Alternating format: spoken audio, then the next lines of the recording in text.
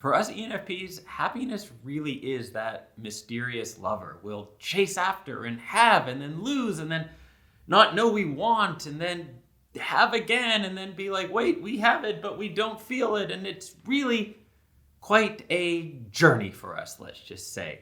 We might be the weirdest type when it comes to our relationship with happiness because sometimes we can just be so happy for not a lot of reasons. ENFPs are often known as these really positive, happy people. And yet, all of us ENFPs know, we're talking to each other here, that behind closed doors, we have our moments, sometimes much more than moments. And I wanted to go through in this video 3 things that I think make a huge difference for us in terms of our happiness. This isn't going to be some quick fixes or tips or that, but really looking deep and how you can look at your life when you are applying the life design approach and thinking, okay, what kind of life do I want? How do I want to feel day to day? And what should I do to create that life?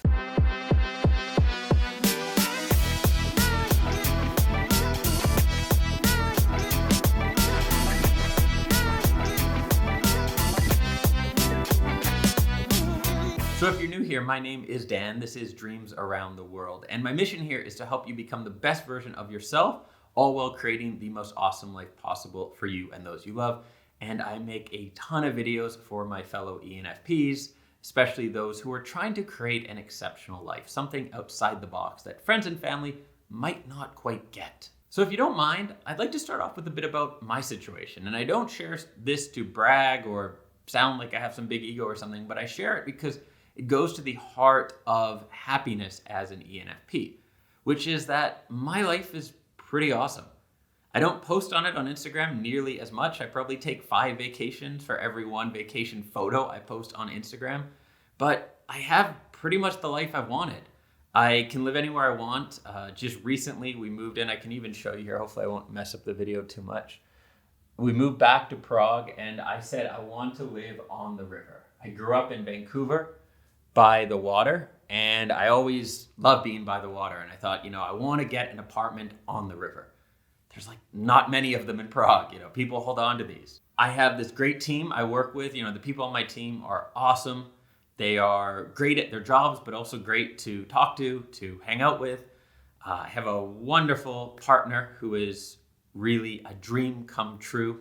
Gabby, I know you're editing this, so get a little teary now. And my clients are the coolest people ever. Not only do they put up with my stupid sense of humor, some of them actually enjoy it and join my programs for it. Life is really good. And yet, do I feel happy all the time? Definitely not. In fact, I would say over the last couple months, I've had maybe more unhappy days than happy days, or at least a battling them out 50-50 there as well.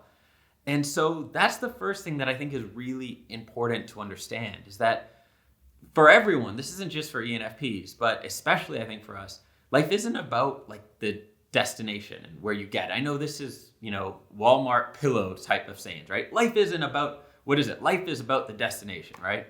No, life is about the journey, not the destination. That's how it goes. And I know this cheesy advice you've probably heard everywhere, seen it on pillows and posters in school libraries, but it really is true. When you reach a goal, you lose dopamine and serotonin. These are the things that basically make us feel good. We have a brain that is wired, and I mean all people, not just ENFPs in this part. We have a brain that is wired to go after goals and to achieve things. But once you have it, let's say back in the day, the goal was something to eat. So once you get it, it's sort of natural to be like, oh, okay, good. I have food. I can just relax. I lose all my good feelings, right? Because you're going to eat and you're going to survive. So when we reach a goal, if we actually get it, we tend to actually feel worse after, which kind of sucks. And if we don't get it, we feel even worse usually, right? So it's not about where you get to. And we all know the ENTJs whose life is based on reaching a certain status, right? Job title, wealth, fame, whatever it happens to be, right? It's based on that. Surprise, surprise, most of them don't actually get happy when they get that, but they dedicate their whole lives to it. It is what it is. But for us, because we don't even care that much about social status, ego things, shiny objects, etc. I mean, we care about shiny object ideas, but not actually shiny cars and stuff as much. I mean, still like shiny cars, but because we're not even that caught up in that, we get even less satisfaction from reaching a goal. And what we tend to really enjoy is the challenge, the journey, the times when we're growing, connecting with others. There's a great book called Tribes by, I think it's Sebastian Junger, where he talks about this, that when people are in actually quite terrible life situations, in war, in difficult survival situations, they often look back on those, not always, but often, as some of the best times in their life, because there was this unified struggle working towards a goal with peers and, huge amounts of human connection, of challenge, of growth, etc. And that's the things we really, really want.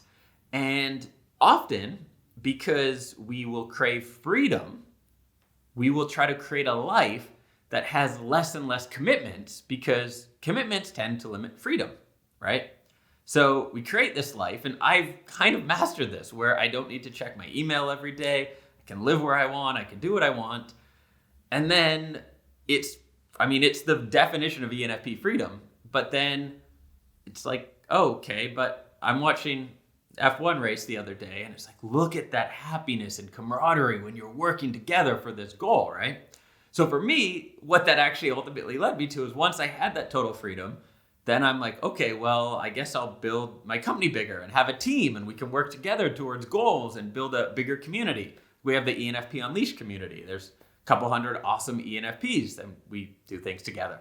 And that is kind of a reaction to that. But still, I will have plenty of moments of unhappiness, partially when I am not pursuing something that is really engaging and not growing. Growing is very important to us. The next thing that's really important is your comparison point. I've talked about this in a few videos on confidence before, but what you compare yourself to, whether it's other people or your own expectations, basically decides how you're going to feel about things, right?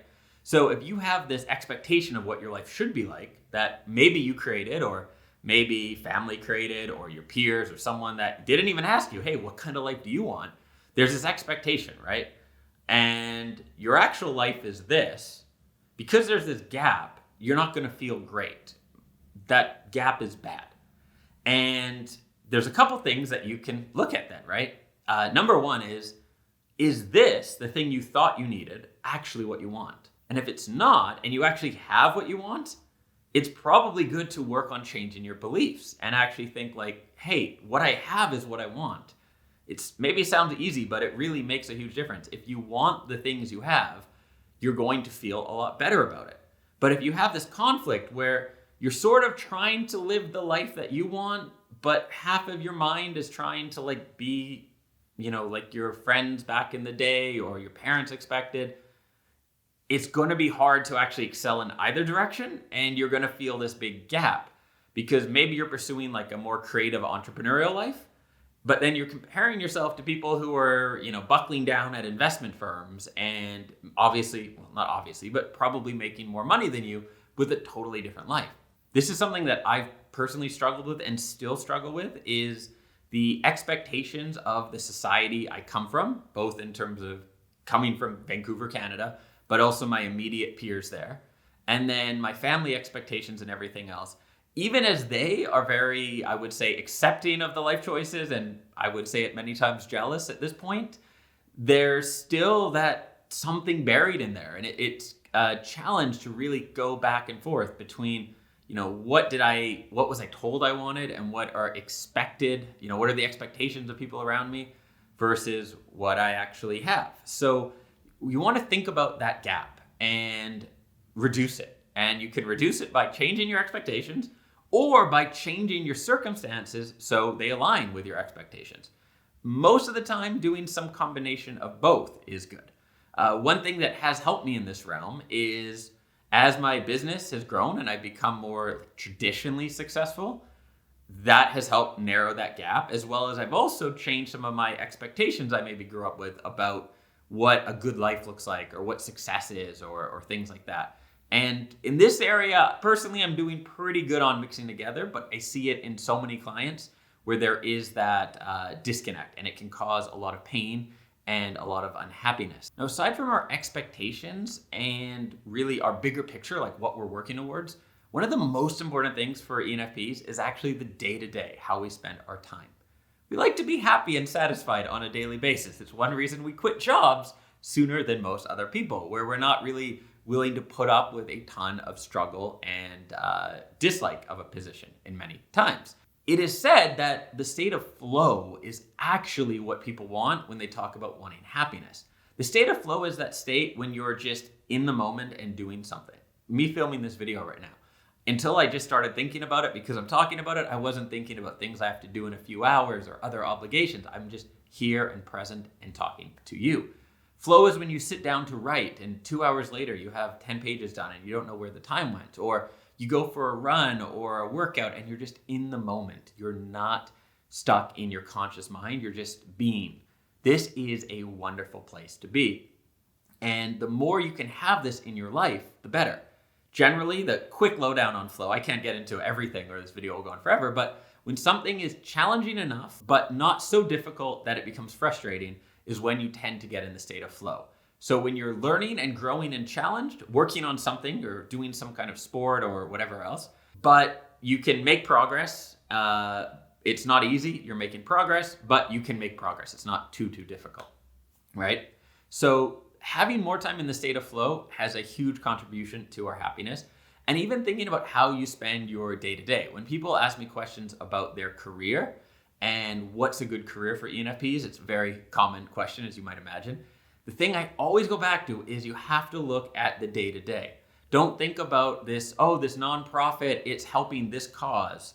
That doesn't matter if you're spending your days looking at spreadsheets and feeling unhappy. And I verified this with ENFP clients who work for an amazing cause and look at spreadsheets all day. The day-to-day, are you connecting with people? Are you looking them in the eye? Are you being challenged and growing? That's going to be the thing that matters most with a career selection. And then you want to consider all these other pieces. This is one reason for me, entrepreneurship has really always been my path, is I get to decide the level of challenge I have and what my days look like.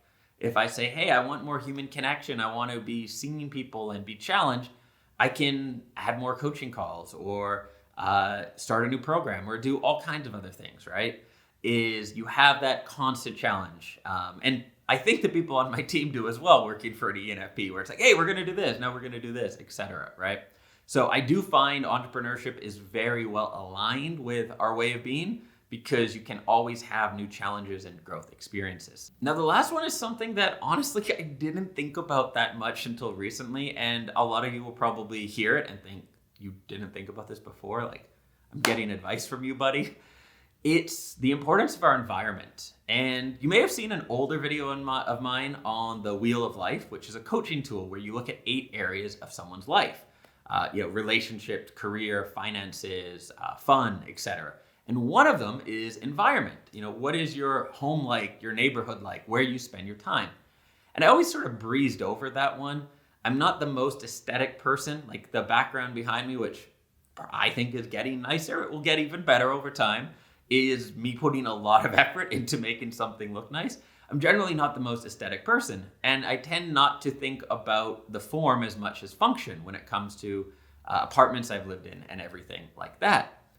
And that all changed 2 years ago when we started to travel and you may have heard me tell this before, but basically we were traveling and then COVID happened and ended up in lockdowns in a couple places that were just beautiful, like beyond what our budget would normally have been at the time and everything else. One was this amazing villa in Spain where the decoration, you've probably seen, if you look at videos from 2020, you can see the backgrounds and stuff. It was awesome. And decorated in a very cool, authentic way. The guy who owned it owns, I think, 7 hotels, and that was like his personal place before.